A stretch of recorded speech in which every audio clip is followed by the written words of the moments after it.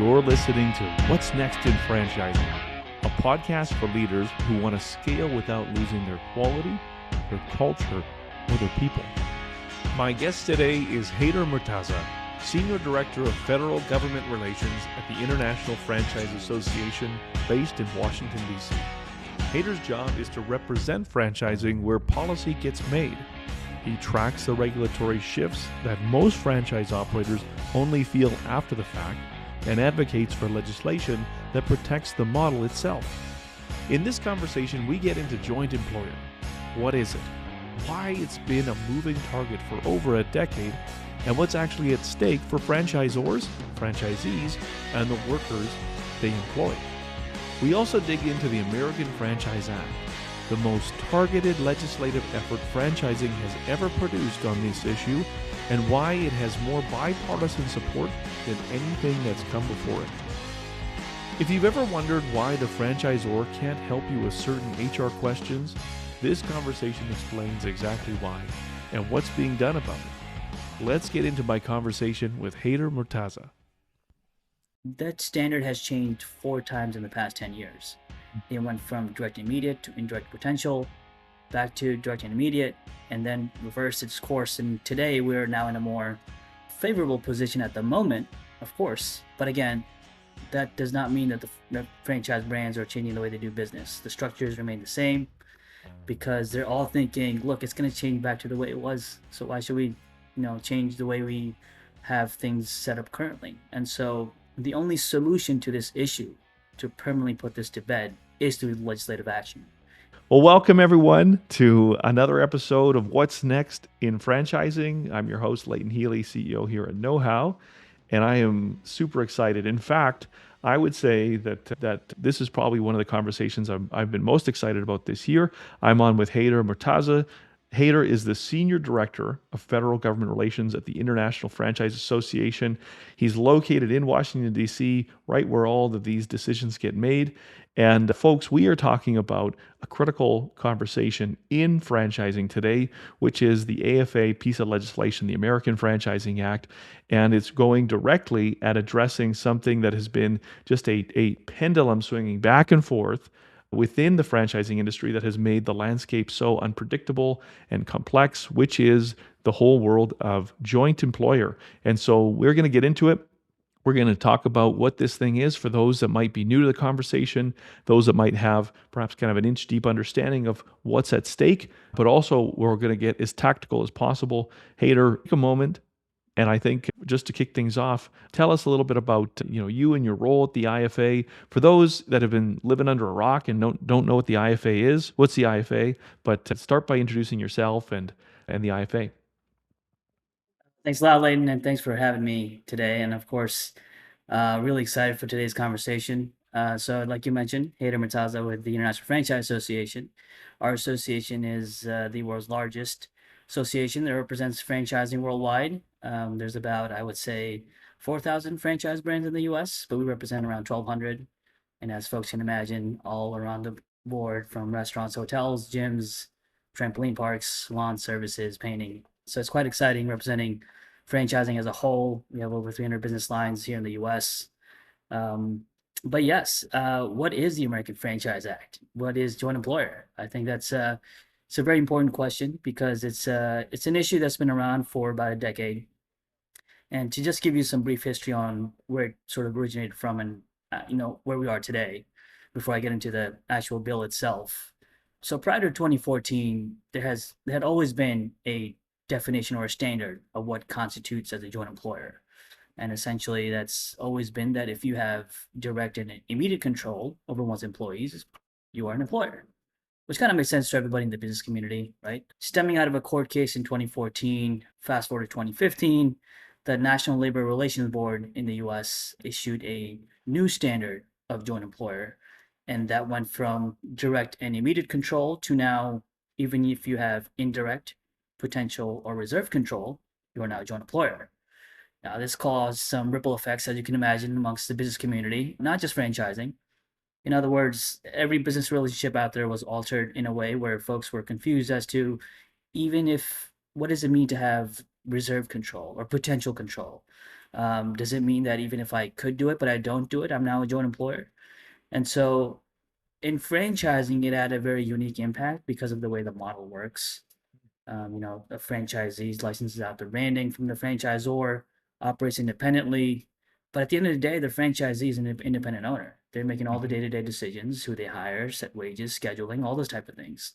And that's the beauty of the model is that you have this proven brand and you can operate a business independently while getting those certain support services from the brand, whether that's marketing, operations, um, but in the context of franchising, this expansive joint employer standard had some impacts. And all of a sudden, now we were talking about our franchisees and franchisors, joint employers of the franchisees' employees. Yeah. Now, obviously, there's two sides of the coin here. One is, does that mean that the franchisor is now liable for what happened at the franchisee's location? Well, knowing that obviously they are not there operating in that state or district or community that they're operating in. And the other flip side is now, are the franchisors going to be more controlling and sort of lose that independence from the franchisee side? It's either that or they step back and like, look, we can't provide you support services in certain areas as it relates to workplace standards because if we do, this will be seen as evidence of joint employment. So when this was introduced in 2015, from 2015 to 2017, there was a 2-year period where we had this expansive joint employer standard. And we conducted a study on what that cost the franchising model particularly. And we saw an uptick of litigation of 93%, loss of jobs almost 380,000 that could have been created because of Wow. franchising. And as a whole, it cost franchising $33 billion. So the impact was real. And so, Wow. that's kind of how it started, what the impact was.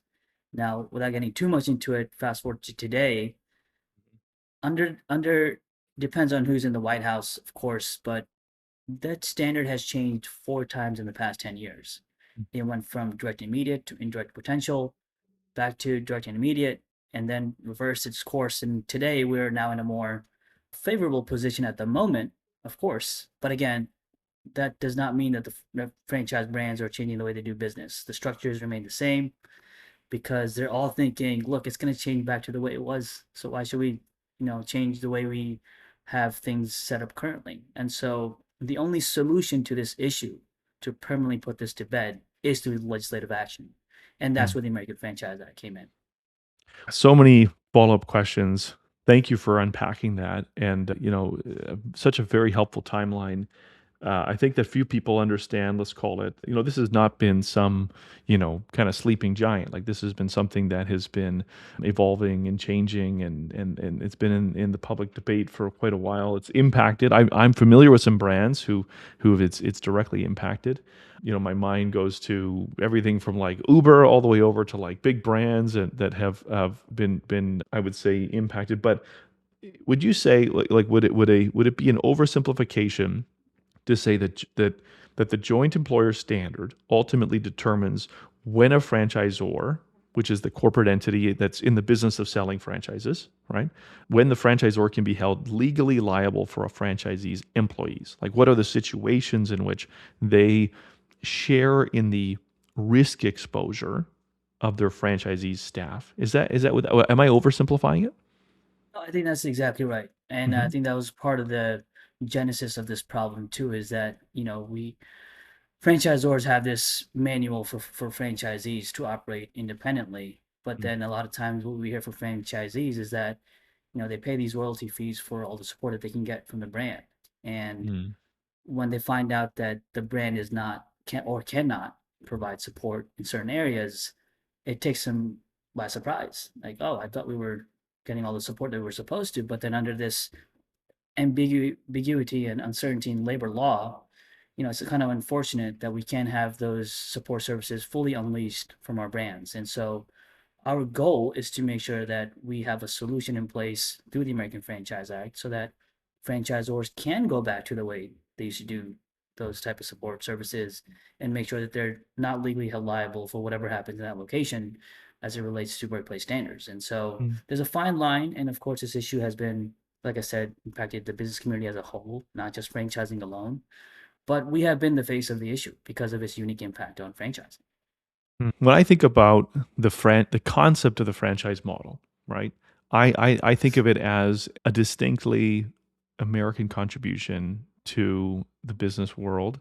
I don't know the number, Hader, maybe you do, but I think about oftentimes I'll read reports where close to 10% of the US economy could be red threaded back to, franchised businesses that are contributing to the economy. And I think about my own experience having been a franchise owner and having been a franchisor for, on the corporate side. I think about, when I was pretty young when I got at it, and I was really spinning my wheels trying to get essentially kind of like a home service business going and not having a lot of success. And I couldn't get above the business, if that made sense. Like that old adage is you got to move from working, on the business or in the business to working on the business, right? And I'd be doing stuff, typically for my staff, and looking at these vans and trucks zipping around, and they just seemed like they just had figured it out. And it wasn't until a friend of mine who was a franchisee in a network, he said, "Hey, you should check this out." And you know what I did? And immediately it's like the mist cleared away because they gave me a framework, a structure. They told me these are the numbers to focus on. They helped me to kind of reorganize my role. And then they gave me peers, like they gave me running mates, like they gave me like a scoreboard, And I'll tell you, I took hold of that structure, Hater, and I crushed it. And I became like the superstar franchisee. But, had I not had all of that structure, and had I not had that direct connection with someone from the franchise who was my coach, and we just had an uninterrupted line of communication, and I could talk to him about anything. He could come out to my staff and role model things, and like my learning just exponentially grew. And I employed a ton of people. I paid a really healthy wage, and I personally did very well. Now, I don't know if a franchisee today, within, let's call it the dynamic of what you're describing, can have that experience. And I wouldn't be the business leader that I am today had I not had that experience.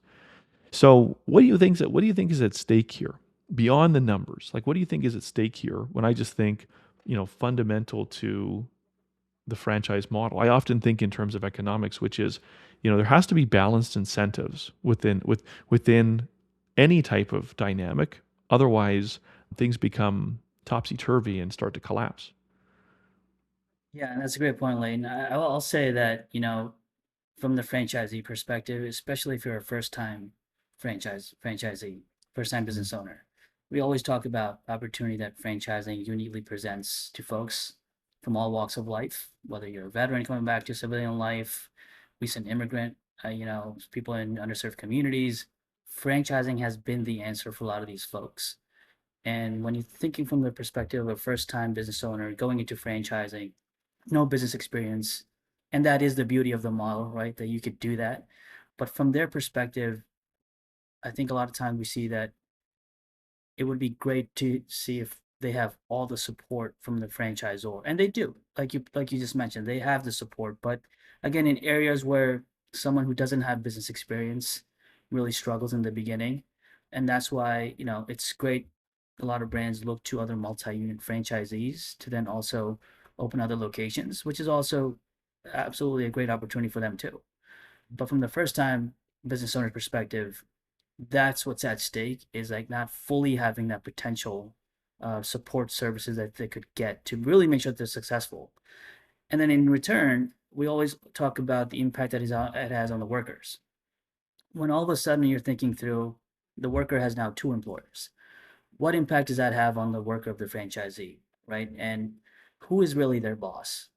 And when we talk about, some of the training manuals that could be unleashed, some of the reward programs, let's say a brand is running, of course, depends brand to brand. Every brand does something different, but that cannot be unleashed down to the worker. And so, how can we make sure that they're also successful? We have countless stories of folks that started at a franchise, whether it was back of the kitchen, back of the house, whether they were cutting hair, and now today own a franchise location. That is something that's very uniquely franchised and not franchise locations. So how can we make sure that we unleash that opportunity for not only the first time business owner, but also the workers that are employed at the franchisee's location? Hader, I've sat on both sides of the table. Like I've kind of sat on, if there were, if there was this odd three-sided table, I've sat on, I've been the franchise owner, I've been the franchisor, and now, we are the AI knowledge partner for a large cohort of brands, and I sit on, I see things from their perspective and the perspective of their franchisees. And you said something earlier that I think mentioned that I think it's good to circle back to. When I sit across from that franchise development professional and I talk about my dream of business ownership, right? Either because my spouse and I, have always dreamed of being able to be in business for ourselves, or I'm seeing what's happening with the AI, let's call it displacement that's coming to traditional, let's call it more knowledge worker employment sectors. And I'm thinking about how do I make a transition and move into something where I can kind of control my destiny a little bit more. I mean, all those motivations, they bubble up in those franchise development conversations. And and then I ask that question, which is how how will I be supported to make sure that I will be successful?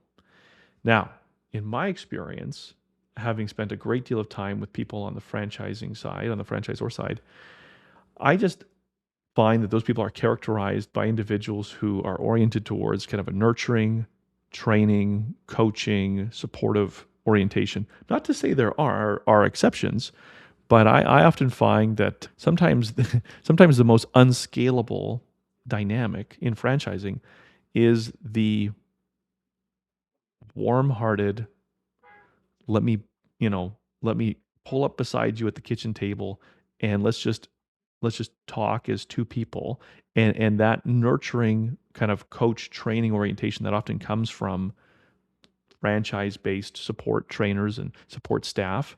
So so within that dynamic, what do you think that ultimately this whole joint employer dynamic puts at risk? You have the franchisor, who I think is typically characterized by very roll up their sleeves, nurturing, training, teaching orientation. And then you have this aspiring franchisee who asks this question, how will I be trained and supported?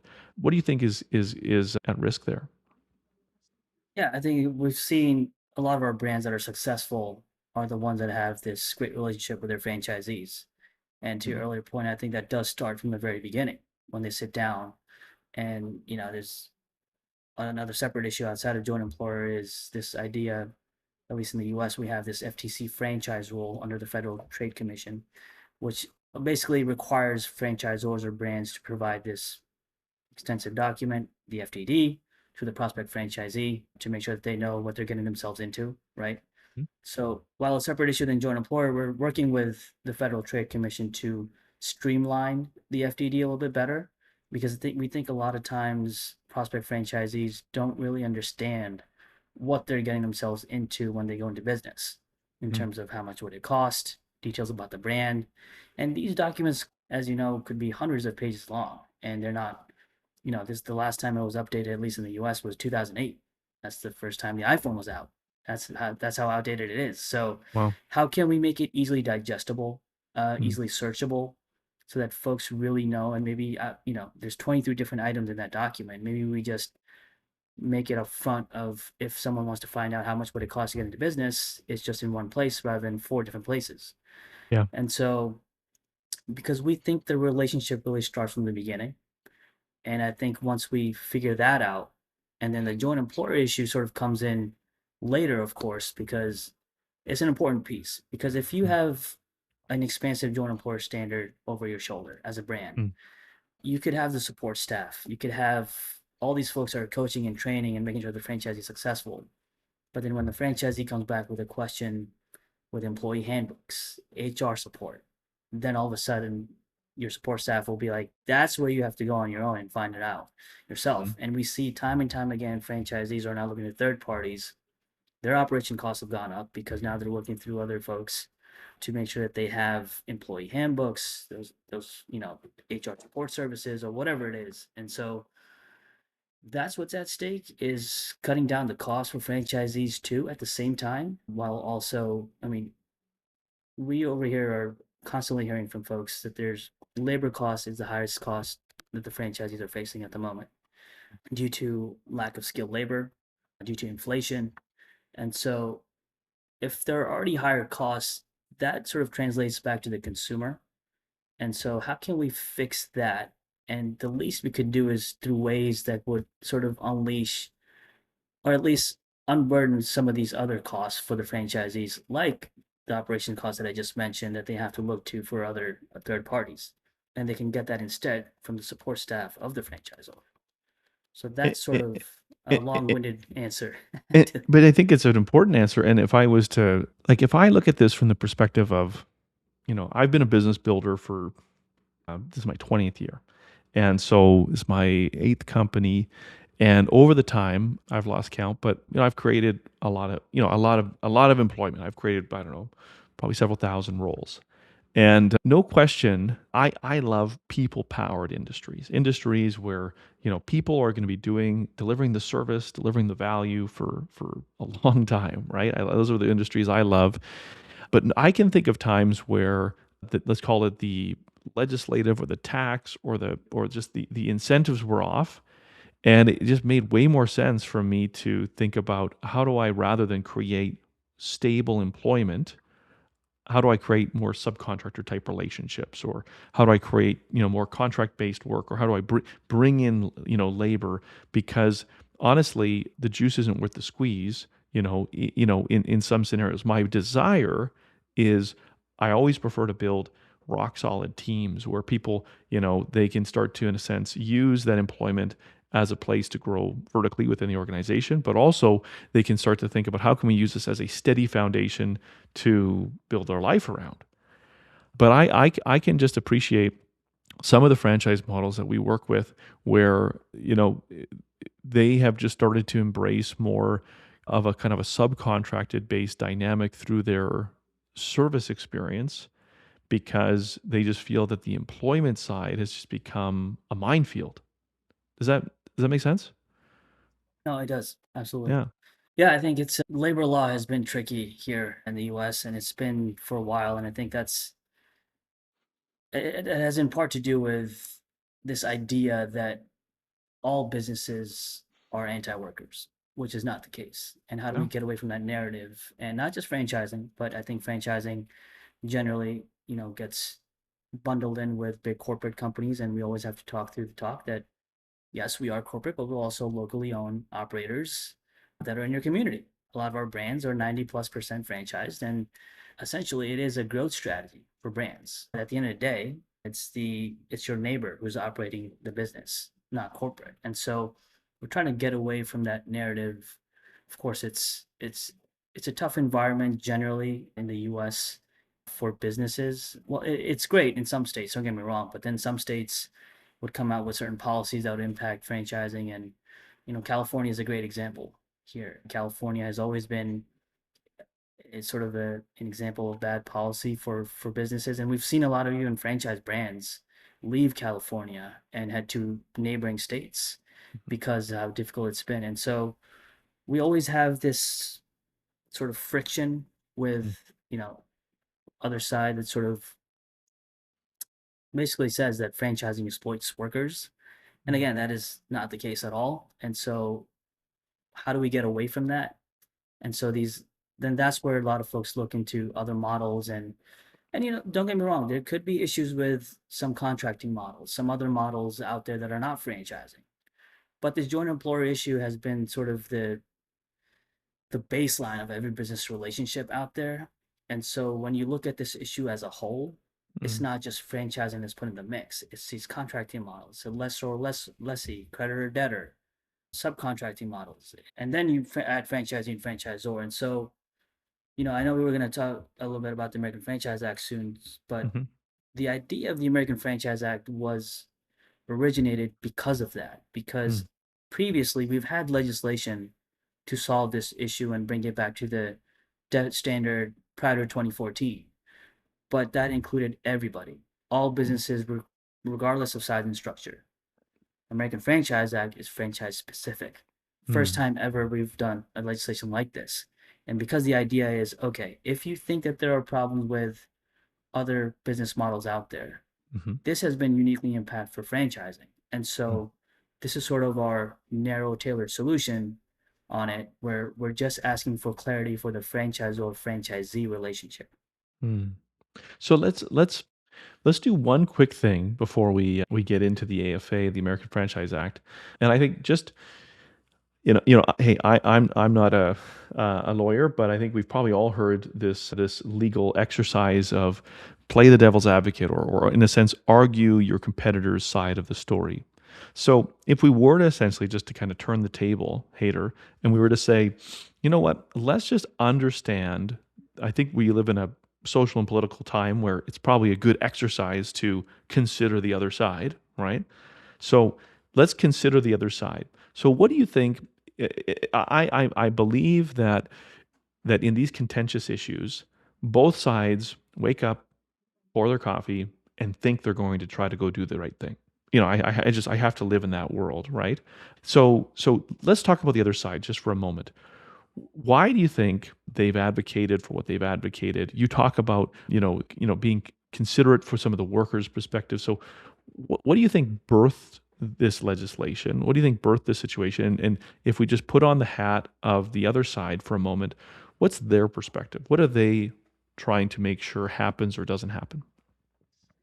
Yeah, and that's a good question because from their perspective, if I were to be in their shoes right now, they're thinking, okay, workers are being used and being exploited in contracting models and not being paid right wages, benefits, and a lot of corporate companies trying to get away from that. And then you look at the gig economy, similarly, that's what they're trying to do. And so, how can we get these workers what they deserve?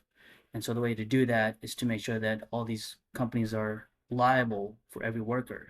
And, maybe it makes sense in some areas, but in franchising, we always talk about you can have, we talk about collective bargaining, for example. Today, you can have collective bargaining and franchise. They both coexisted for decades. But the moment you have an expansive joint employer standard in place, franchising ceases to exist. And again, it doesn't happen overnight, but it is something that you see slowly fade away because all of a sudden you're saying franchisee is a middle manager of the brand and not an independent owner. And so when we talk about the issue, we talk about the preservance of the franchisee's independence. We talk about the franchisor truly not being liable for what happens at the location and unleashing their support services. And on the worker side, we always talk about no franchisee or franchisors in the business of exploiting workers. It's not a contracting model. It's a pure symbiotic relationship between the franchisor and the franchisee, and franchisee directly employs the local employees, the local workers, or has no say in it. They don't make those decisions. And so, because the idea here is that someone in that community knows that community best in order to how to run that business, who to hire, and why not have someone do that and they can independently own that business under your brand name. And so that's probably where the other side is coming from. I think franchising generally there's a unique interest in it because today you have to go to an individual franchise location to unionize. But if there's an expansive joint employer standard in place, hey, I can now go to the brand and unionize all locations at once. And so that's why there's a unique interest there. But I think our job is to make them understand is that while you are trying to do that, you don't understand the devastating impact it is having on not only the business owners, but also the workers that you're trying to help. And so that's sort of what we fight against on at least one or two labor fronts. But generally, this issue, even if you take franchising out and just take it as a whole, this has been labor versus business just pitted against each other, which is why it's been difficult to get a solution to this in the past, especially looking at it holistically. But we believe, something more narrow, like the American Franchise Act, could be a viable option because it doesn't include anyone else in the business community. It doesn't include contractors. It doesn't include, Amazon DSP drivers or whatever it is purely franchise only. So what is the American Franchise Act? What's in it? And where does it stand right now? Yeah. So the American Franchise Act, this idea sort of came together about a year and a half ago. And there has always been legislation to sort of correct this joint employer issue. And that legislation was the Save Local Business Act, we called it. And that bill, what that did, it would essentially reverse the joint employer standard to its original prior to 2014 definition, direct and immediate control standard. And, like I said, for years, it was business community supportive of it, labor opposed to it. A year and a half ago, we decided that, okay, we know that that bill has always hit some roadblocks.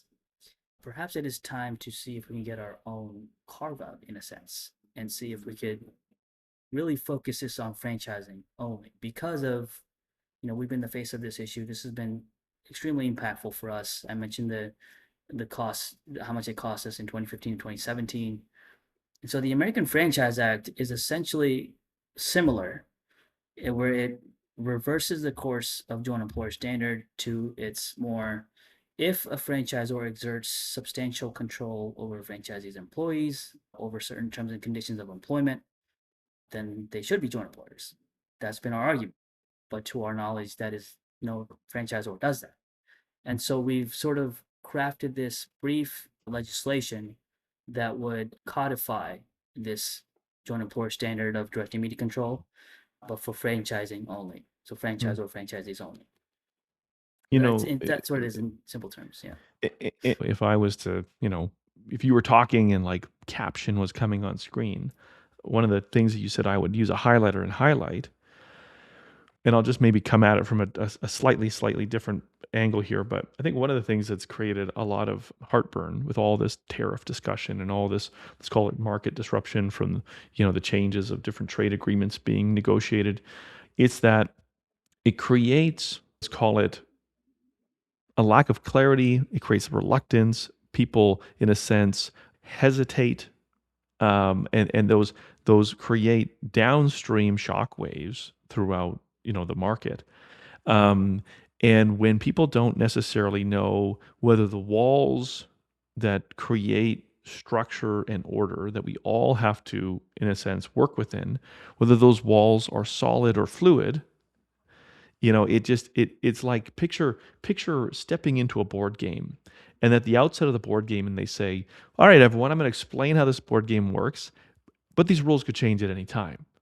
I mean, it changes the strategy that you would have taken. It gets to a place where I think after 2 or 3 variations of the rules, especially when you've played out a strategy and you're just about to, show your cards or whatever, and then someone says, oh, no, actually that rule has changed now, right? I think what people don't understand is that eventually people around the table are going to say, this isn't fun anymore, right? And then as people, in a sense, back off, what's downstream of that is a whole bunch of unintended consequences. And so, I think about, for example, I'm located in kind of like the Canadian Rocky Mountains. That's kind of where I'm located. And there's some aspects of our labor dynamic that are different than my friends in the US. And sometimes, they'll say, well, I think it'd be very different to run a business in that dynamic. But I remember one time I was chatting just maybe even a month and a half ago. I was down in, where was I? I think I was in Boulder, Colorado, and I was talking to this business builder, and we're comparing notes, and they said, is it difficult building a business with this dynamic, which is part of your Canadian HR landscape? And I said, well, no, because that has been that way for so long, and it's never going to change. That anybody who gets into business just knows, like, that's a variable on the game board. And so you just work around it. And they said, I never thought about it that way. I said, no, you come into the game knowing that that's there and it's not going anywhere. And so that is a wall that's there, and it becomes part of your design. If you were a, interior designer, you're like, yeah, that wall is, it's load bearing, so it's not moving. So let's work around it. And I think what you're saying, Haider, which is so important, is that, and you said this like maybe 10 minutes ago, which is in the last 10 years, the goalposts in this critical component of human delivered services, right? It keeps changing and waffling. And so someone is shaking the game board and they're wondering why it's not producing, this flurry of employment and economic, growth. Is that a fair analogy? It is, and I think that we always talk about uncertainty, and this is what this issue is. It's uncertain. It's just, and when we ask for clarity, we ask for certainty on this issue because, you mentioned a lot of brands. I always think about some of the brands that started franchising post 2015, and I wonder how would they react to the idea that, oh, we never had to deal with an issue like this. Wow, I can't imagine a time like that because now we have to spend or not spend resources on certain things because of this and have to really be careful on the franchisee side on what we're trying to provide and what we're not trying to provide. And so it is fascinating because I keep forgetting that's how long it's been. It's over 10 years that we've been sort of fighting this battle. But the key thing is we're just asking for clarity, just clarify the rules for us, rules of the game, just so we could operate. Because, we talk about these, I mean, people are here just to run their business. They don't have time to really understand government regulations and follow the rules or not follow the rules because it's changed and be punished for it. I talked about the litigation uptake in 2015. A lot of that was the franchisees had to bear because they're the tip of the spear when it comes to litigation. And so a lot of these guys take on heavy debt to start a business, and the last thing they need is some regulation that they're not aware of that or brands that are just starting to franchise that they're not aware of and not doing it the right way. I mean, of course, we do our best here at IFA to make sure folks are learning from the more seasoned brands as well and trying to make sure that they do it right. But wouldn't it be great if they didn't have to worry about this, what may seem as a small little piece of regulation, but just has devastating impacts all across the board? So if I'm a franchisor and I'm trying to help my franchise partners, these franchise owners around me, to understand, let's call it what's at stake. Well, let's back up. Say like, you know, I want like what would be your talking points? I'm a franchisor, and I need talking points because I got my monthly call with the network, or I'm about to move into my franchise advisory committee meeting, or I've got my convention coming up, right? And I need some talking points on what is joint employer, why is this, why is this an important piece of the puzzle of why is this is important to both the franchise owner and the franchisor. You use that language symbiotic to maintain a symbiotic win-win relationship. And what is the AFA, and what should be our, let's call it, response? What would you put on the bullet points of those two or three slides? Yeah, it's like you said, we're in the people's business, right? So I think transparency is important. I think brands need to really relate to their franchisees what this issue is and this idea that there's this regulation out there that could potentially pit the franchisee and them as joint employers of their employees and really have them either be too involved in the business because now they're all of a sudden liable, right? So then maybe they're doing too much check-ins and the franchisee is getting annoyed, like, oh, I thought I was running this independently, or do you not trust what I'm doing? And so making them clear on what this issue means for them, each brand of course will be different, and making them clear that what are the things that they cannot provide in assistance because of this regulation. And I think once that's been relayed, it's important for franchisees and even franchisors, to be honest, to really engage. Because at the end of the day, we are here in DC. We talk to members of Congress almost every day, but they don't want to listen to us. They want to listen to their constituents. They want to listen to the franchise owner directly. They want to listen to the brand that's based in their district or state. And so, first thing I would say is being transparent with each other, franchisee and franchisor. I think that relationship is key. And then further, engage on the advocacy side. Reach out to your member of Congress. Let them know that, okay, there's this regulation in place. You have a chance to solve this for us. there's legislation out there you can support and help my business and help me grow and help my workers thrive. And, I think we have such unique stories in franchising that we find nowhere else. Folks that either started from absolutely nothing, folks that came back because they served 20 years abroad in the military, or folks that came into this country and their degrees doesn't mean anything and they had to find some other place to start, or even folks that truly started in the back of the house of the store and now own multiple locations. And those stories resonate with folks. People want to hear more of that. That is uniquely franchising. Mm. You can find that nowhere else. We always talk about, of course, first time business owners have to take debt, they take out loans. 20% of the loans of the Small Business Administration here goes towards franchising. And so that's a really large number when you think about it. And so, how do we tell that story, not only to each other, but also to the people who are going to make those policy decisions? And that's kind of been our focus here too, is asking folks that are in these different communities, different states, to truly reach out to members and let them know what it is the impact that's having on their business. And maybe it's not a real time impact. Don't get me wrong. Maybe it's not there yet. Maybe it's something that they haven't felt. But every now and again when we ask that question, like, oh yeah, actually, now that you mention it, I could have gotten this, but I didn't get this from the brand because I guess because of this issue. And so there is some issue fatigue at the same time. It's been 10 years we've been fighting this battle. Like you said, goalposts changed 4 times. Mm. And so folks are like, okay, well, it's going to keep changing. So let's just continue the way we're doing business. And so, but this is a real opportunity we have here with the American Franchise Act because it's first of its kind. It is the most bipartisan legislation on this issue. This issue has rarely seen bipartisanship. There has been bipartisanship in the past, don't get me wrong, but when it, when it comes to the American Franchise Act, it is probably the most bipartisan issue on joint employer on this particular issue for franchising. And so, meaning, in just plain speak, meaning that essentially House representatives from both sides of the spectrum are agreeing that this is a make sense piece of legislation and saying we have common ground in what you're talking about here, Hader. Is that would that be kind of a plain speak way of saying it? Exactly. It's the most pro small business bill out there at the moment on the labor front. And there are more than we expected, even in a good way.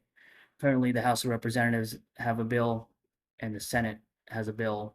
Both are bipartisan.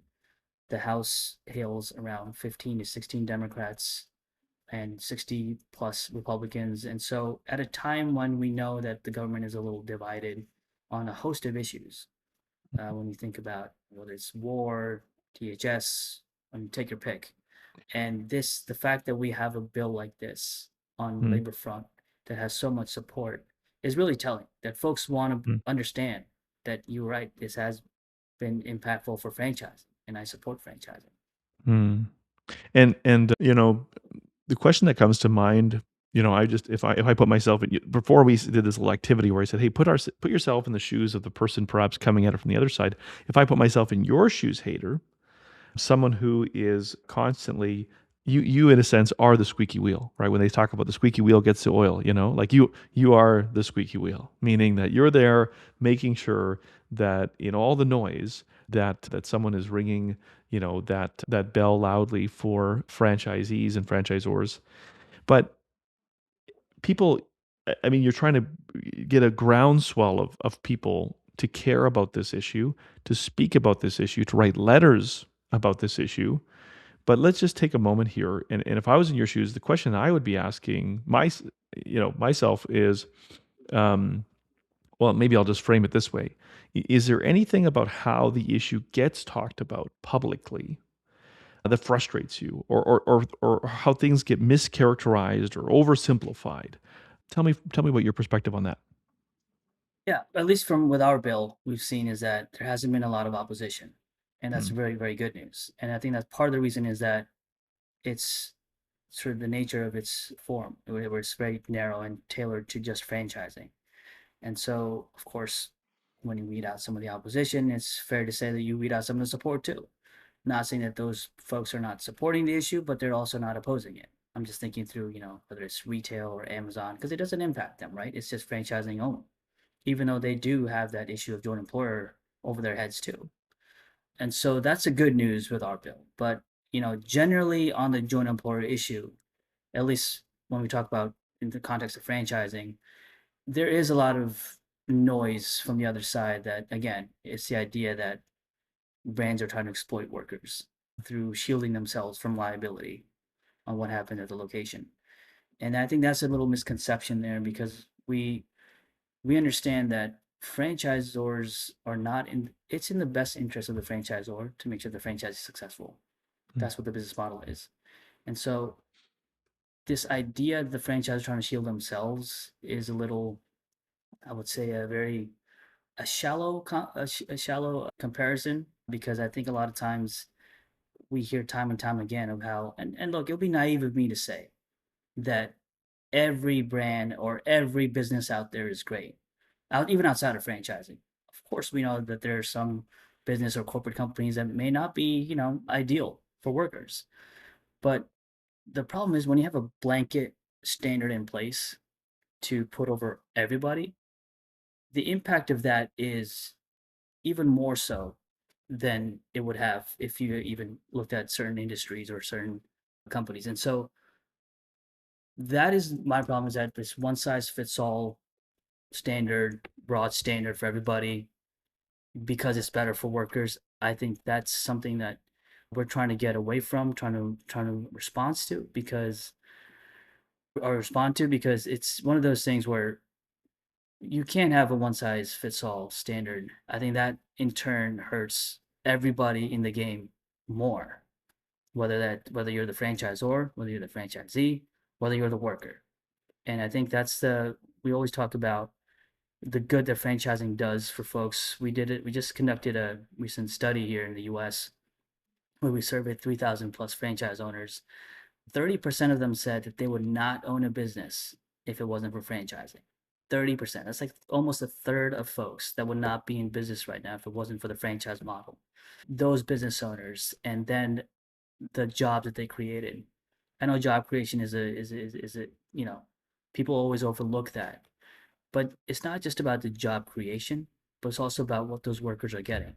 In that same study, we revealed that franchise workers are receiving higher wages than non-franchise counterparts, are retained more than non-franchise counterparts, are receiving better benefits than non-franchise counterparts.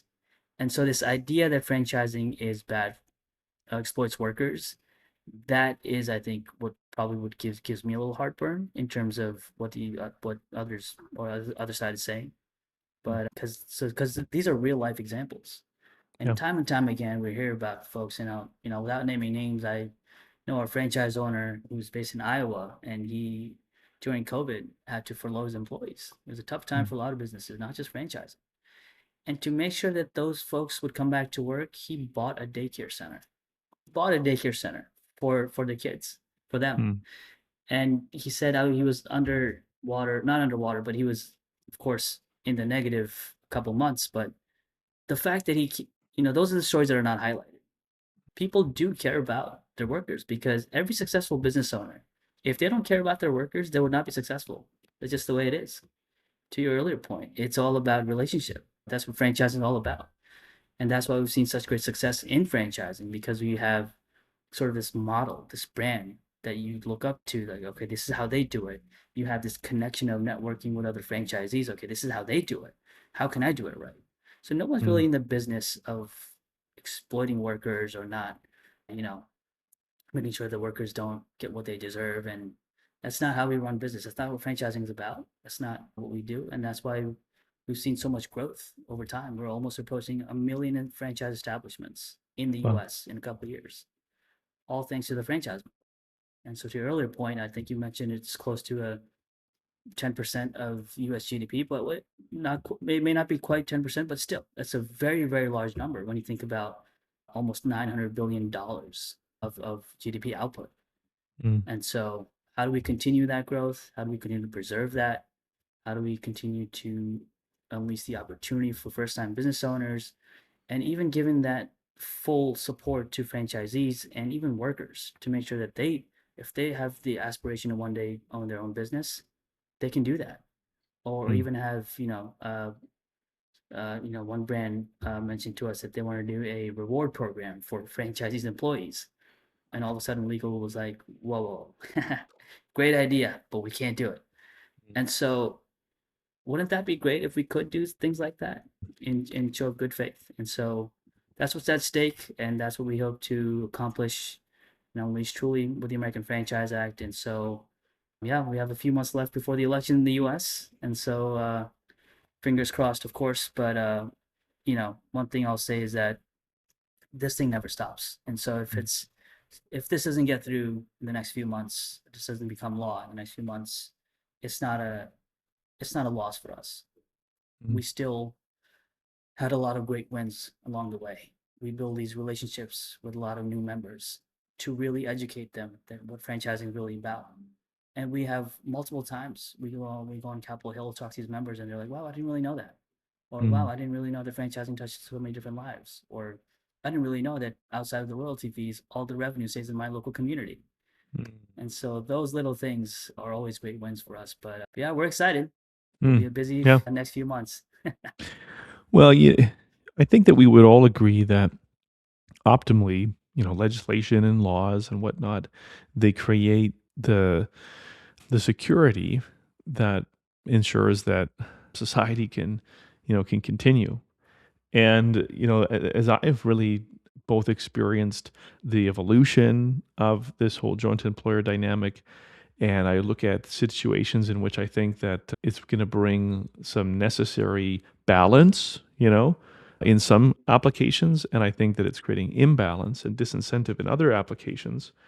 One of the things that I learned from my time in franchising, and I've brought it into my company at Know How, is that, and I've really tried to emphasize this to my team, and I would just maybe even say this as a word of encouragement to our listeners, is that regardless of how this AFA thing rolls out, and I think, Hader, that you and your team, I think, have a valiant cause, and I'm hopeful that it will create, kind of it'll keep the milestone, or kind of keep the field goalposts kind of in the same place for a season of time.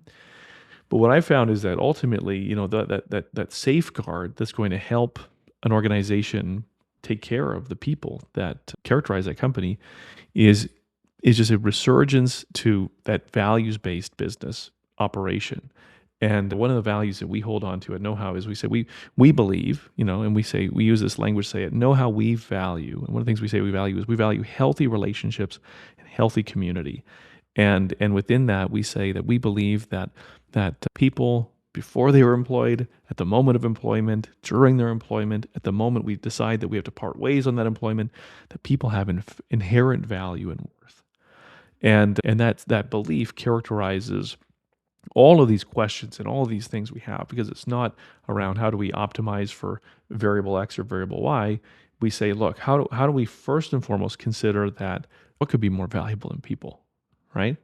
And one of the things that if we were to have more time or have you back for another conversation, Hader, we haven't even talked about the consumer advantages of the franchise model. From a consumer who wants to be able to have a consistent, reliable experience in their home for their children when they want to grab a bite to eat, the franchise model offers so much benefit. And we think about, let's call it maybe the really emergence and surge of private equity, and kind of how that influences the dynamics. Like, there's so many angles to this. But if I was to kind of give you the last moment of our conversation here, Hader, if you had a minute in front of the House, all the House of Representatives, and they said you get a minute, what would you say? Say support the American Franchise Act to really support our small businesses. And it's 80% of franchisees in the US are single unit operators. So by definition, these are truly small business owners that are just trying to do the right thing. That are just trying to run their business, provide for their families and the communities. A lot of them are philanthropic as well. They stay in their communities, and we don't want to be the Starbucks of the world, where 100% of our revenue goes back to Seattle. We want to be franchising, where outside of, like I said, the royalty fees, 90% plus stays in that community. And the only way to continue doing that, to truly unleash that, is to support the American Franchise Act, just so we could really support our brands, our franchisees, and our local employees and local communities. Truly, these are our neighbors, and how can we best protect them is through this bill. Said. I'm picturing a standing ovation, full bipartisan standing ovation, you know? That's And it's quite the dream. yeah, yeah, yeah. Hader, such a timely conversation. For those that hear this conversation and they say, what can I do, Hader? Right? They're a franchisee, they're a franchisor. Just before we part ways, give us some marching orders. Yeah, I would say reach out to the team at IFA, International Franchise Association, and we'd love to work with folks. We do on a very regular basis where we craft these letters, emails to make it very simple for folks to just really click a button or just, 90 seconds at best to send in a letter. But those 90 seconds, that moves the needle more than us being out here for hours or days. And I would ask folks to really engage with us, really be in the know. We have weekly newsletters that we put out on policy issues, and really reach out to me even on IFA, and you can find my contact info on the IFA website. And really, I'm always happy to chat with folks, but I think without voices of franchisees, franchisors, even supplier members, this will be difficult for us to do. And so, if there's a time to speak up, and it is now. And that would be my one ask, is that folks really engage with us, and we can again help with every single thing.